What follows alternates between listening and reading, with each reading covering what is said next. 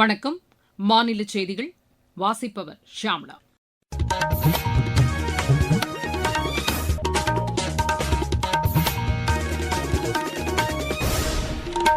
தலைப்புச் செய்திகள். சமையல் எரிவாயு உற்பத்தி 30% அதிகரிக்கப்பட்டுள்ளதாகவும் பொதுமக்கள் அச்சம் கொள்ள தேவையில்லை என்றும் மத்திய அரசு கேட்டுக் கொண்டுள்ளது. சர்வதேச விவகாரங்களில் அரசியல் கட்சிகளின் செயல்பாடுகள் நாட்டு நலனை கருத்தில் கொண்டே இருக்க வேண்டும் என்று மத்திய நிதியமைச்சர் திருமதி நிர்மலா சீதாராமன் வலியுறுத்தியுள்ளார். தமிழகத்தில் கடந்த 5 வருடங்களில் மட்டும் 24 லட்சம் வீட்டுமனை பட்டாக்கள் வழங்கப்பட்டுள்ளதாக மாநில அரசு தெரிவித்துள்ளது. தென் தமிழக கடலோர மாவட்டங்களுக்கு உட்பட்ட ஒரு சில பகுதிகளில் அடுத்த 3 தினங்களுக்கு மழைக்கு வாய்ப்புள்ளதாக வானிலை ஆய்வு மையம் கூறியுள்ளது. உலக பாரா கிராண்ட் பிரீ தடகள சாம்பியன் போட்டியில் இந்தியா 6 தங்கம் 2 வெள்ளி 1 வெண்கலப் பதக்கம் வென்றது. இனி விரிவான செய்திகள்.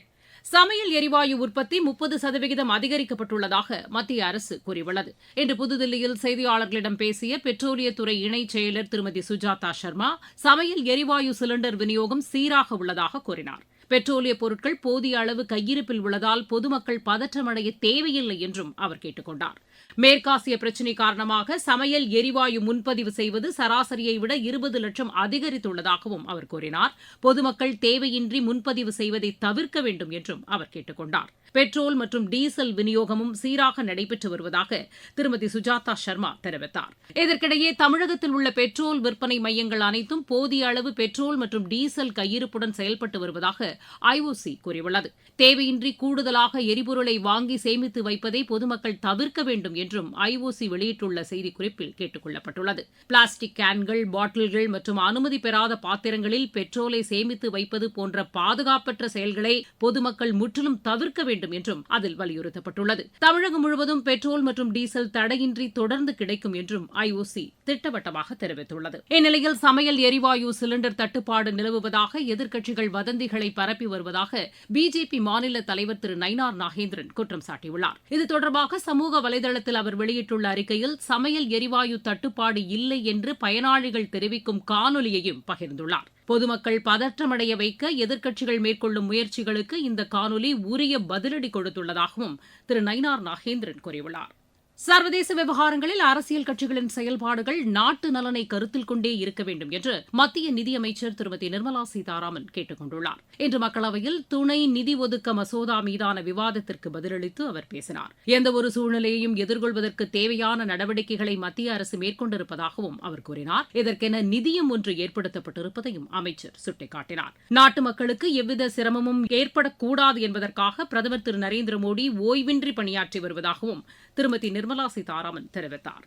தூத்துக்குடி மாவட்டத்தில் பள்ளி மாணவி பாலியல் வன்கொடுமைக்கு உள்ளாக்கப்பட்டு கொலை செய்யப்பட்ட சம்பவம் நாட்டையே உலுக்கியுள்ளதாக அஇஅதிமுக பொதுச் செயலாளர் திரு எடப்பாடி பழனிசாமி கூறியுள்ளார். இது தொடர்பாக சமூக வலைதளத்தில் அவர் வெளியிட்டுள்ள அறிக்கையில், இந்த வழக்கில் குற்றவாளியை கண்டறிய முடியவில்லை என்பது திமுக அரசு காவல்துறையை எந்த அளவிற்கு சீரழித்துள்ளது என்பதை எடுத்துரைத்துள்ளதாக குறிப்பிட்டுள்ளார்.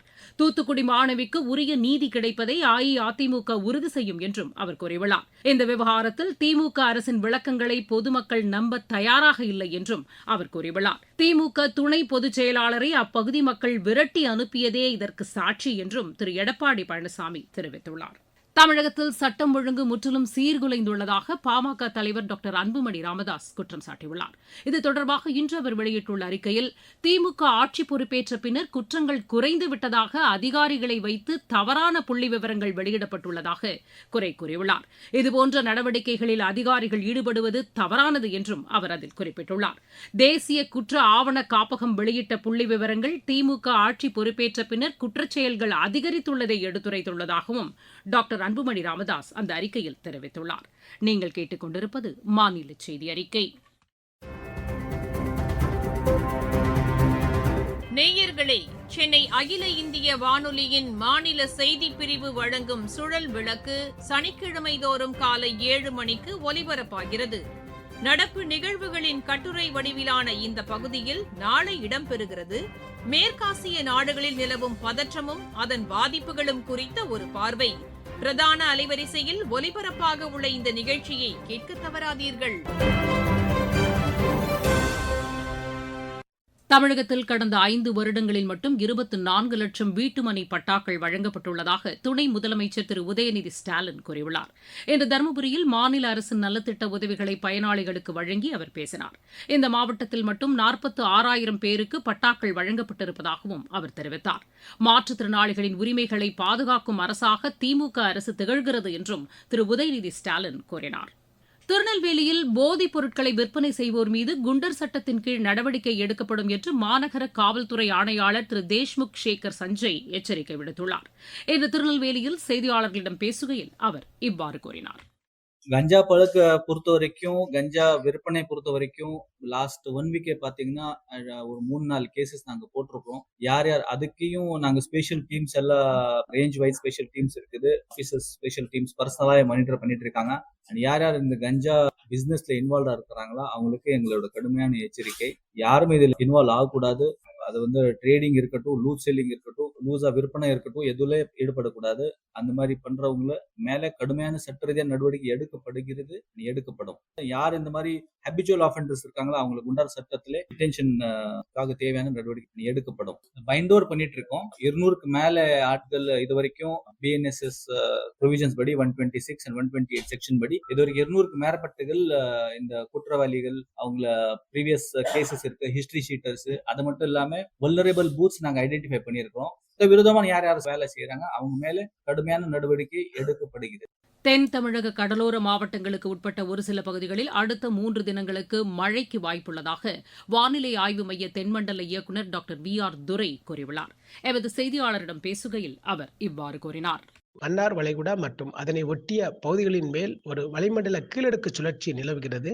இதன் காரணமாக இன்று முதல் மார்ச் 16ஆம் தேதி வரை தென் தமிழக கடலோர மாவட்டங்களான ராமநாதபுரம் மற்றும் தூத்துக்குடி மாவட்டங்களில் ஓரிரு இடங்களில் லேசான மழை பெய்யக்கூடும். மேலும் மார்ச் 17ஆம் தேதி முதல் 19ஆம் தேதி வரை தென் தமிழகம் மற்றும் வடக்கு உள் தமிழகத்தில் ஓரிரு இடங்களில் இடிமின்னலுடன் கூடிய லேசானது முதல் மிதமான மழை பெய்யக்கூடும். வெப்பநிலை பொறுத்தவரை இன்று முதல் மார்ச் 15ஆம் தேதி வரை அதிகபட்ச வெப்பநிலை சற்று உயரக்கூடும். சென்னை மற்றும் புறநகரை பொறுத்தவரையில் அடுத்த 2 நாட்களுக்கு வானம் ஓரளவு மேகமூட்டத்துடன் காணப்படும். அதிகபட்ச வெப்பநிலை 34 முதல் 35 டிகிரி செல்சியஸை ஒட்டியும் குறைந்தபட்ச வெப்பநிலை 24 முதல் 25 டிகிரி செல்சியஸை ஒட்டியும் இருக்கக்கூடும்.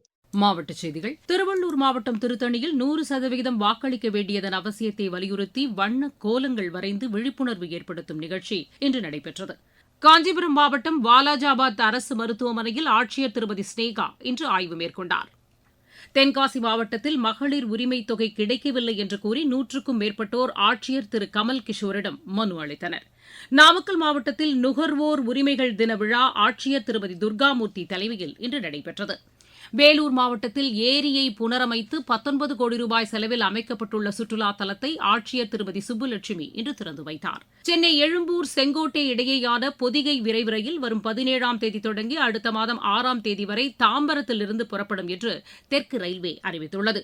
இதேபோல் திருநெல்வேலி சென்னை இடையேயான நெல்லை விரைவு ரயில் வரும் 16ஆம் தேதி தொடங்கி அடுத்த மாதம் 5ஆம் தேதி வரை தாம்பரம் வரை மட்டுமே இயக்கப்படும் என்று அறிவிக்கப்பட்டுள்ளது. விளையாட்டுச் செய்திகள். உலக பாரா கிராண்ட் பிரீ தடகள சாம்பியன் போட்டியில் இந்தியா 6 தங்கம் 2 வெள்ளி 1 வெண்கலப் பதக்கம் வென்றது. புதுதில்லியில் நடைபெற்று வரும் இப்போட்டியின் ஆடவர் 400 மீட்டர் ஓட்டப் பிரிவுகளில் மோஹித் பல், பவிக்குமார் பர்வாட், சுபோத் பட் மற்றும் மனோஜ்குமார் சபாபதி தங்கப்பதக்கம் வென்றனர். மகளிர் குண்டு எறிதல் பிரிவில் லட்சுமியும் ஆடவர் ஈட்டி எறிதலில் சுனில்குமாரும் தங்கப்பதக்கம் வென்றனர். ஆடவர் 400 மீட்டர் ஓட்டப் பிரிவுகளில் பிரியான்ஷு கௌஷிக்கும் ஜஸ்பீரும் வெள்ளிப்பதக்கம் வென்றனர். இப்பிரிவில் அவ்னில் குமாருக்கு வெண்கலப் பதக்கம் கிடைத்தது. கொல்கத்தா சர்வதேச டென்னிஸ் போட்டியில் இந்தியாவின் கரண் சிங் அரையிறுதிக்கு முன்னேறியுள்ளார். உலகக்கோப்பைக்கான தகுதிச் சுற்று மகளிர் ஹாக்கி போட்டியின் அரையிறுதி ஆட்டத்தில் இந்தியா இன்று இத்தாலியை எதிர்கொள்கிறது. மீண்டும் தலைப்புச் செய்திகள். சமையல் எரிவாயு உற்பத்தி 30% அதிகரிக்கப்பட்டுள்ளதாகவும் பொதுமக்கள் அச்சம் கொள்ள தேவையில்லை என்றும் மத்திய அரசு கேட்டுக் கொண்டுள்ளது. சர்வதேச விவகாரங்களில் அரசியல் கட்சிகளின் செயல்பாடுகள் நாட்டு நலனை கருத்தில் கொண்டே இருக்க வேண்டும் என்று மத்திய நிதியமைச்சர் திருமதி நிர்மலா சீதாராமன் வலியுறுத்தியுள்ளார். தமிழகத்தில் கடந்த 5 வருடங்களில் மட்டும் 24 லட்சம் வீட்டுமனை பட்டாக்கள் வழங்கப்பட்டுள்ளதாக மாநில அரசு தெரிவித்துள்ளது. தென் தமிழக கடலோர மாவட்டங்களுக்கு உட்பட்ட ஒரு சில பகுதிகளில் அடுத்த 3 தினங்களுக்கு மழைக்கு வாய்ப்புள்ளதாக வானிலை ஆய்வு மையம் கூறியுள்ளது. உலக பாரா கிராண்ட் பிரீ தடகள சாம்பியன் போட்டியில் இந்தியா 6 தங்கம் 2 வெள்ளி 1 வெண்கலப் பதக்கம் வென்றது. செய்தி அறிக்கை நிறைவு பெற்றது.